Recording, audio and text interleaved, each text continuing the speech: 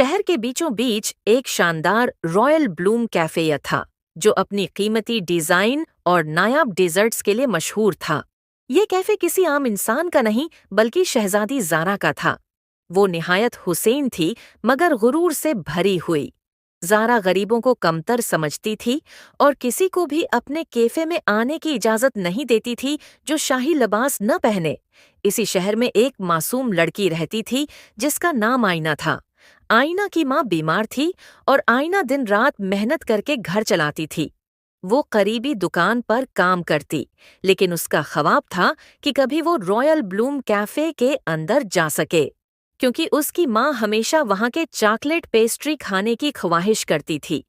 जैसे ही वो काउंटर पर पहुंची, शहजादी जारा खुद वहाँ मौजूद थी। जारा ने तंजिया मुस्कुराहट के साथ कहा, "ये कैफे आम लोगों के लिए नहीं है, बाहर निकलो।" आईना ने लरजती आवाज में कहा, "मेरी माँ बीमार है। उसने ख्वाब देखा है कि वो यहाँ की पेस्ट्री खाए। बराह करम मुझे लेने दें।" जारा ने गुस्से से आईना के हाथ से पेस्ट्री छीनकर जमीन पर गिरा दी। "ये जगह तुम्हारे जैसे लोगों के लिए नहीं।" आईना के आंसू बह निकले। वो रोती हुई कैफे से बाहर निकल गई। इसी रात जब कैफे बंद था, एक जादुई परी कैफे में इतरी। इसने जारा के कान में सरगोशी की, "कुल सुबह तुम्हारे सामने एक ऐसा मंजर होगा जो तुम्हारा दिल बदल देगा।"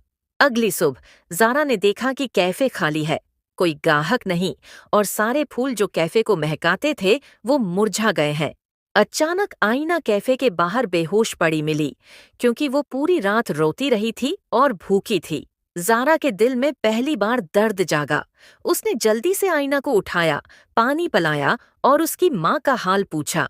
जब जारा को पता चला कि आईना की माँ को सच में दवाई और खाने की जरूरत है, तो जारा की आंखों से आंसू बह निकले।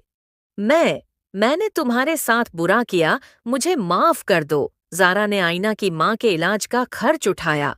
आईना को कैफे में हेड फ्लावर डेकोरेटर की नौकरी दी, क्योंकि वो फूलों के हार बनाना जानती थी, और कैफे में एक नया कानून बना दिया, "ये कैफे सबके लिए है, चाहे वो अमीर हो या गरीब।" दोनों लड़कियां अच्छी दोस्त बन गईं।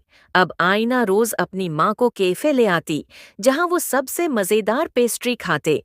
कैफे पूरे शहर की पहचान बन गया, सिर्फ अपनी जायके के लिए।